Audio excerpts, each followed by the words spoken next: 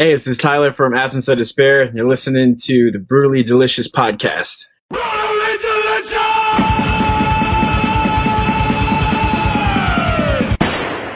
Hey, you're listening to the Brutally Delicious. Hey, you're listening.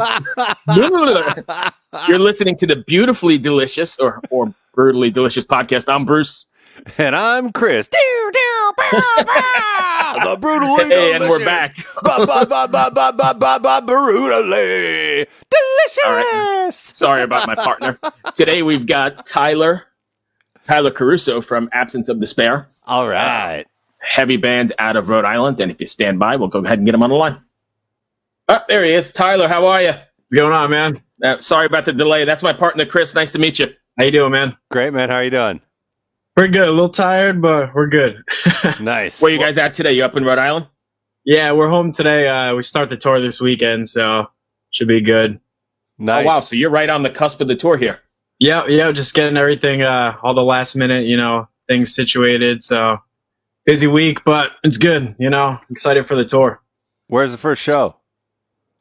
First show is in, give me 1 second, Maryland, Frederick, Maryland. Oh, okay. Oh, cool. Yeah. That's in your neck of the woods, right? It's close. Yeah, it's about 7 hours south of us. So. No, I think Chris lives right there. I live close. Frederick's about an hour and a half. Oh, okay. cool. I thought it was closer. Yeah. Do you have any plans to go through DC or Baltimore or anything like that? Yeah. We're playing DC the 30th of September. So was that Monday at the Pinch? Oh, nice. Yeah. So we haven't played that venue yet. Oh, it's like a lot of metal bands go through there. It's like a small. Well, it's not small. It's actually quite big, but Yeah. it's kind of like a hometown tavern. Cool. They have 2 levels to it. So, and I think it's the downstairs that has the live acts, and the upstairs they have like Mom's homemade macaroni and stuff like that. Yeah, but like all the metal bands that come through play at the Pinch. A lot of them. Oh, Yeah, really? I've heard good things about the venue, so I'm excited to play. Yeah, no, it's a pretty popular place. Absolutely. Awesome here. Yeah. So, Tyler, now that you're on the cusp of this tour, how do you prepare for to get out on the road? I mean, do you do anything special or anything different to get ready to be out there? Pretty much, for like myself personally, it's like or just physical and mental preparation, just getting ready to, be away from loved ones, a family, all that stuff. And, just make sure, health's in check. Cause, recently this week I've started to feel a little heaviness in the chest. Man. So, just to get checked for sure, because being sick on the road is the worst thing in the world. It's terrible. I imagine. And it spreads everyone's living in each other's. I always think of touring like everybody's living in each other's underwear. Exactly. Jesus, thank you for that, Chris. No, I'm serious though. I've toured, man. I've toured, and one person gets sick, and it's like everyone falls one by one, and the singer is just trying to keep that wall around him, like stay away from me. Nice. Exactly, because everybody else can kind of. They can kind of hide a little bit on stage, but singer, they have to have the charisma and everything and the energy more than anyone. So and it's be able to sing. And be able to sing, right? Exactly. Jesus, you're into each other's underwear. You're killing me. That's what I always said to my bandmates. That's what I always said to my bandmates. I'm like, we're fucking living in each other's gaunch here, man. It's fucking disgusting. Yeah. Gotta love dirty underwear. Nice. And then all right, my friend Andy, who is a tour manager or was a tour manager, who now books 70,000 tons of metal, he always tells me when you're on the bus, it's always ass to ass. Never cock to cock. No spooning? No. A little bit spooning here and there,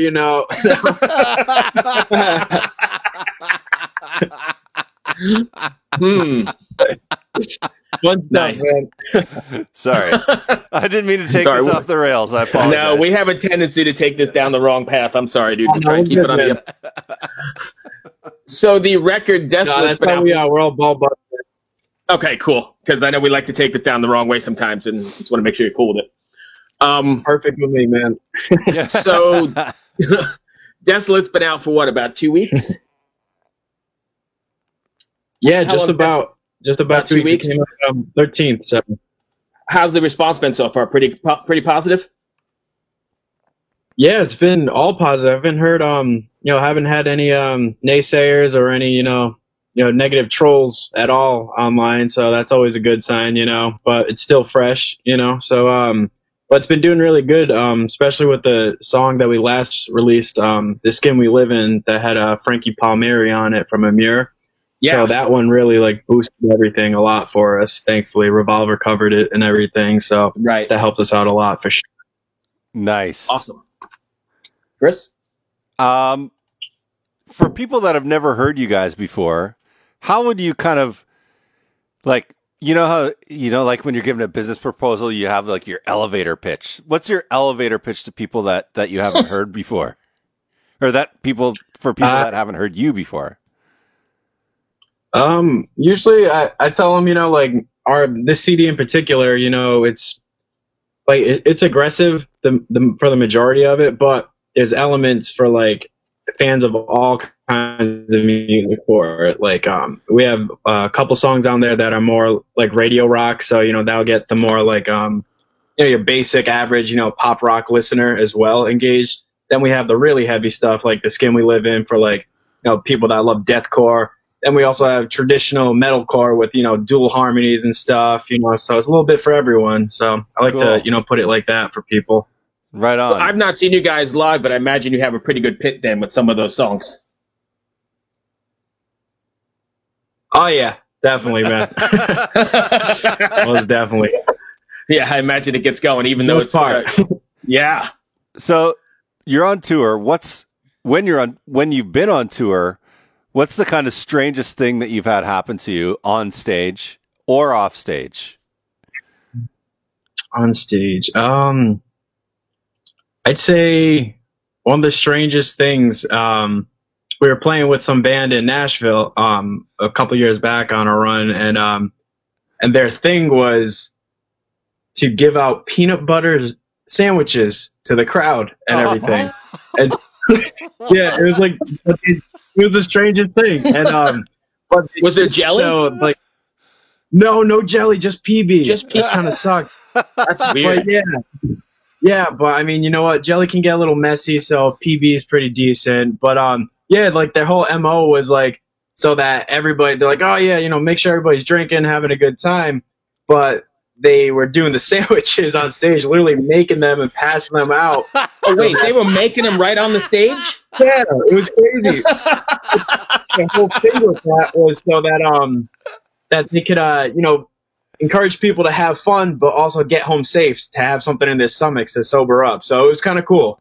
Interesting. I've never heard of anything like that before, but that's pretty interesting for sure. I was just like, if I went to a show and some guy in a band, he's just all like sweating his bag off, and he's like, "Here, let me." Right, let me give you a sweaty peanut butter and jelly sandwich. Extra sodium.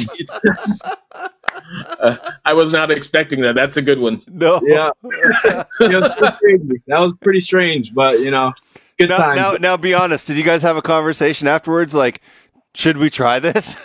No, I remember we were talking to them afterwards, and we're all pretty wasted at the time, so I don't remember exactly what we said, but in general, so. Be honest, did you eat one? No, I did not. I was going to say, so I guess the peanut butter sandwiches didn't work. No sodium for me on that sweat sodium. I'm good. Nobody likes a salty, sweaty peanut butter sandwich. Good God. It was crazy, man. Excellent. Chris? That reminded me of a story, but we're interviewing, so I probably shouldn't tell the story.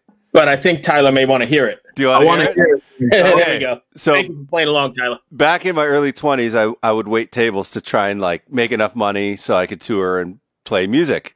Mm-hmm. And I worked at a breakfast place Monday to Friday. I had like the sweetest gig. They'd let me leave whenever I wanted to go on tour. I could come back, so it worked out well. Anyways, there's this lady that comes in one morning, and she was new to Canada at the time, and she couldn't really pronounce the word peanut very well. no.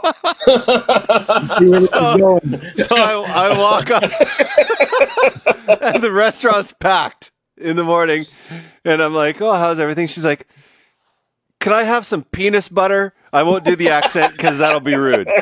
I won't do the accent because I don't want to be perceived as racist. So she's like, "Can I have some penis butter?" And I'm like, "I think you mean peanut butter." And she's like, "No, penis butter." I was like, "No, I think you mean peanut butter." And she screams at top of her lungs, "I said penis butter!" And the whole restaurant is just like, what the fuck is going on here? Nice. Just like, how stubborn can you be? I'm trying to help you here, lady. You have to work extra hard to get some peanut butter. I was like, well, nice. I see what you did there. That was pretty good. I mean, I could have given her the tip, if you know what I mean. Jesus. I apologize ahead of time, Tyler. This is going to head down. Right. Hey, sorry. Tyler, you got a good sense of humor. We've been doing this. This is like episode 25 or something, and we've learned quite a bit on the show. Have you ever heard of urethral sounding? You have? No. So we were talking. No, I haven't. You don't want to really know, but I'm going to have to tell you. So we were doing a podcast with Riley McShane from Allegiant. And somehow we got on. How did we get there, Chris? You asked about manhole covers or something. I don't know how we got there, but he started talking about urethral sounding. And I guess there's a thing. I try and get this in every episode. That's why I'm telling you about it. And if I had to have the visual, you got to get the visual here. Apparently, people or dudes have this thing where they... yeah, you got it already? Where they shove stuff down their junk. Oh. Objects in their junk. Like, we had a whole conversation. Riley McShane told us all about this. Oh. Like, he doesn't even know what to say. Like, yeah, I don't know. Brutally, right. Yeah, that's we learned quite. He said he wasn't into it. He just knew what it was. Yeah, he gave us a whole bunch of other stuff too. I probably shouldn't mention anymore. Okay, we should get back on topic here, though. We should get back. Sorry, we're totally off topic. We started with peanut butter sandwiches, then we're talking about penis butter, and suddenly we're getting shit shoved down our junk. Peanut butter sandwiches.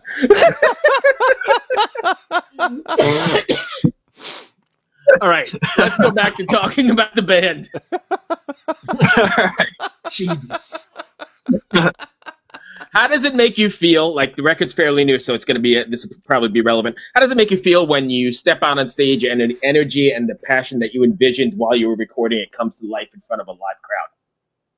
It's super exciting. I mean, like, first, like, when, like, we're playing new songs live for the first time, like, you know, you kind of just, like, for myself, I'll end up, like, thinking back to, like the recording sessions mainly, and, like, so it's, like, pretty crazy, like, to remember, like, oh, this part, you know, we were discussing with this in the studio and then bringing it to life. And, you know, like, when we're in the studio, we'll also keep in mind, like, how crowds should and would react to, like, certain segments of the song. So, like, when there's, like, a really heavy hidden part that we, like purposely, like, produce and engineered to, like, hit hard and cause, like, pits and stuff like that, and it happens, it's just, like, it's really awesome feeling. It's like, shit, it's worked, you know? Right. So along those same lines, then, are you writing the songs with the live setting in mind? Like, this will come across, this breakdown will be great, or are you writing a song just for the song's sake? We've been writing, with this last CD, we really focused on, because we did a shit ton of touring with the last record. So, like, with this CD, you know, we specifically, you know, wrote the music for the music, but also keeping in mind how the crowds would react, you know, because, like, on the last CD, like, we wrote strictly just for the music without crowds in mind. And, you know, there were great songs and all, but there were parts that live didn't quite hit with the energy right we envisioned, because we weren't taking that into consideration, you know. But this CD we did, you know, we just explored different boundaries and everything. Okay, perfect. Chris, you have anything else before I get to my favorite part? I don't know. I've had a lot of fun, though. What was your favorite part? So since we started this, I've always come up with these random, off-the-wall, I guess you could say pretty ridiculous questions that I ask. A random selection of them, and you've got a good sense of humor. We don't ask them to everybody, but some people don't get it, and we just have to let it go. But I got a crazy sense of humor, man. You rode through urethral sounding with us. See how I got that back in there? You also rode through penis butter. Right. You rode through all of that, so I've got a couple for you, and then we'll call it a day. All right. All right, man. All right. Let's see. What 3 things could you buy in the grocery store that would make the cashier the most uncomfortable? I would say ice cubes, whipped cream, and duct tape. Okay. Pretty weird. Right. Bring up. And then you could always just buy condoms and pepperoni sticks and stuff. Or cucumbers, Who are we talking to, Chris? I think it was the guys from Foscor over in Spain. They said, he said cucumbers, Vaseline, and condoms.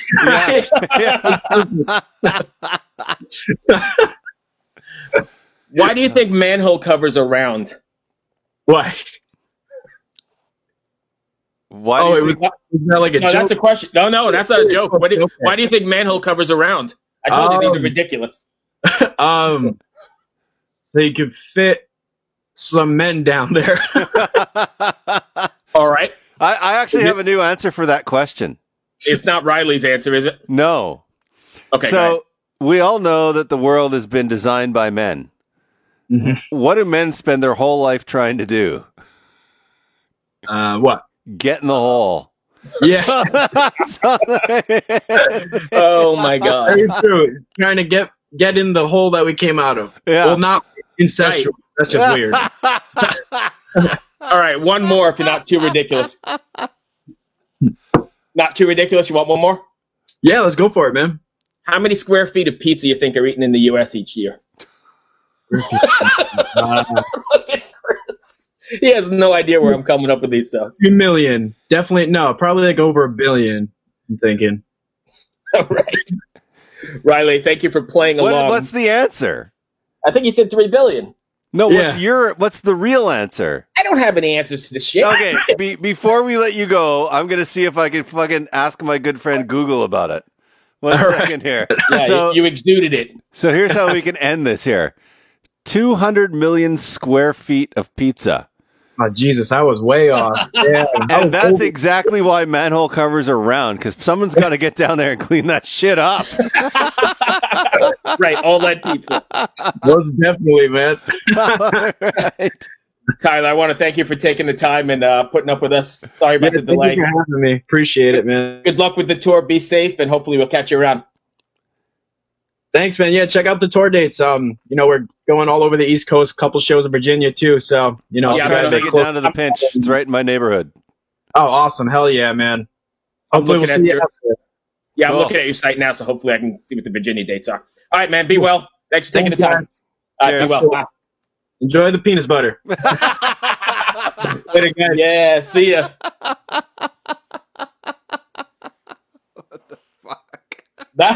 I don't know how we got there, but that was a great one too. Dude, we're on fire today. I totally forgot about that story until he started talking about peanut butter, and I was just like, holy fuck. That was pretty good. I like that. That episode was great. Good sense of humor. We went totally south. I love it. This has been the Brutally Delicious podcast where you've learned about peanut butter. And if you made it this far, kudos. Thank you very much, because I don't know how we got here, but thanks for listening. Keep it metal. See you next week.